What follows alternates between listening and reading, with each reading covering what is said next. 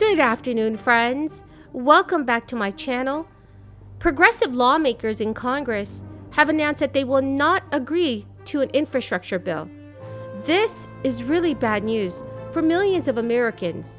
Thank you, friends, for joining me here today. This is your daily news report and fourth stimulus check update. Please make sure that you are subscribed to my channel and watch until the end of this video to learn how to enter tomorrow's $100 Walmart gift card giveaway. House Republican leaders are launching an all-out campaign to sink a bipartisan infrastructure bill as Democratic leaders struggle to unite their caucus around the legislation ahead of a high-stakes floor vote on Thursday. While the $1.2 trillion infrastructure package contains popular items widely supported by both parties and earned the backing of 19 Republicans in the Senate, GOP leaders in the House want to ensure that Republicans will not be the reason the bill gets over the finish line and have begun to crank up the pressure on their members. Both House Minority Leader Kevin McCarthy and House Minority Whip Steve Scalise have been making personal calls to members and talking to lawmakers on the House floor. And while Republican leaders are not threatening members who back the bill, they are being forceful with their pitches. One Republican member said the whipping operation was pretty intense. Another Republican described the effort as an 8 out of 10. And a third House Republican said, "We're very serious about it." While GOP leaders have acknowledged that there will be some Republicans who cross party lines, Representative Steve Scalise said at a press conference earlier this week that they will work together to keep that number as low as we possibly can.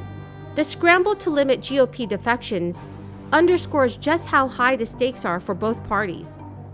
President Biden's agenda is on the verge of imploding as Democratic leaders struggle to unite the warring factions inside their party, and Republicans, keenly aware that the passage of the infrastructure and reconciliation may be Democrats' best hope for keeping their majorities next year, are eager to keep the spotlight on the disarray across the aisle. Pelosi. Speaker is recognized. Thank you very much, Madam Speaker. I thank the gentlewoman for yielding and for her extraordinary service and leadership as the chair of the Appropriations Committee. I commend her and I commend the ranking member for their leadership in bringing this bipartisan legislation to the floor. It was formulated in a bipartisan way. It was voted for in the Senate, which a large bipartisan vote just earlier today, and now we will be able to pass this legislation, enroll it in a ceremony, and send it to the President of the United States. And in doing so, the CR, and I thank not only the chair, but the chairs of the subcommittee, we call them the Cardinals. They've all worked so hard to get us to this place, which will make such a difference.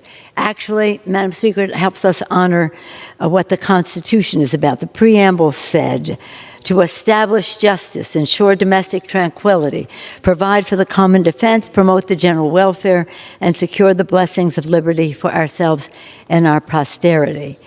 So establishing justice in many broad sense of the word, helping the hungry families, ensuring people have access to justice and the courts, advancing fairness in health and in the workplace, ensure domestic tranquility, funding interior, keeping the commerce and the economy of America running smoothly, providing for the common defense, paying our troops and diplomats, and keeping our homeland safe, promoting the general welfare, educating our children, keeping workers paid, fighting the climate crisis, protecting the environment, providing relief for families suffering from natural disasters, and securing the blessings of liberty, including to help resettle Afghan refugees. And thank you for the important language you crafted in a bipartisan way in this legislation. What is important about it right now is that it meets the needs of people who are affected by Hurricane Ida. Moderate Democratic Representative Stephanie Murphy, co-chairman of the Blue Dog Coalition, slammed both Republicans and progressive Democrats for not supporting the bipartisan infrastructure bill.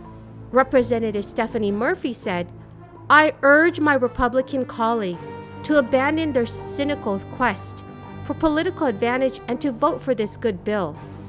And I ask my Democratic colleagues to discard their ill-fated effort to gain leverage over members of their own party and to vote for this good bill. So friends, what are your thoughts on what's going on in Congress? Please leave them in the comments section below. Based on the guidance published by the Internal Revenue Service in their contingency plan, it does not seem likely that the October child tax credit payment will be impacted by a government shutdown. There are specific programs and tax credits that Congress provides funding for through a fiscal year, ending on September 30th.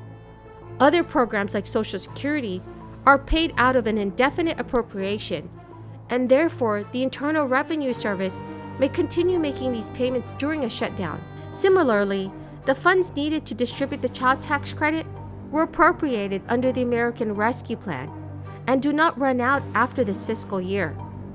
The Internal Revenue Service states that a certain subset of its workforce will be kept on to ensure the distribution of payments is not interrupted. The key word for this video is bread.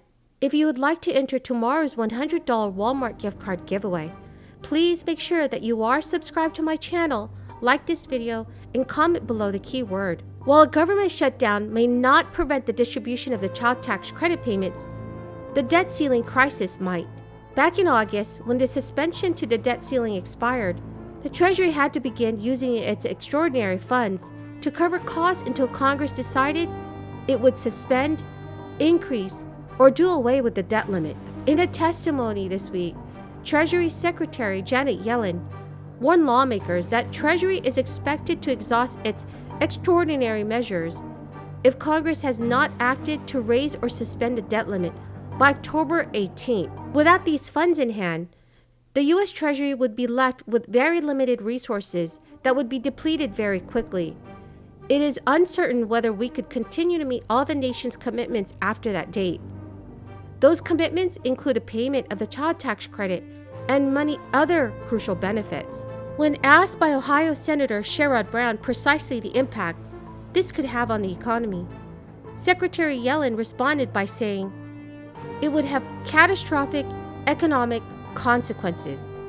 It would represent the first time the United States has ever defaulted on its debt, which would be disastrous for the American economy, for global financial markets, and for millions of families and workers whose financial security would be jeopardized by delayed payments." Thank you so much, friends, for joining me here this afternoon. I greatly appreciate every single one of you who are here today watching my videos. If you would like to enter tomorrow's $100 Walmart gift card giveaway, please make sure that you are subscribed to my channel, like this video, and comment below the keyword for this video. Thank you so much, everyone, and have a very, very blessed Thursday.